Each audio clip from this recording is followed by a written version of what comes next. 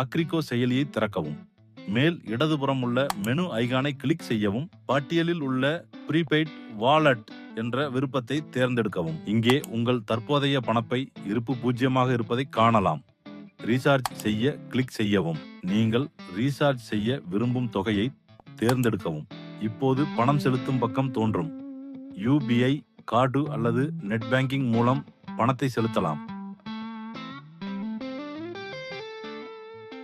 உங்கள் மொபைலுக்கு வரும் OTP எண்ண உள்ளிட்டு சப்மிட் பொத்தானை அழுத்தவும்.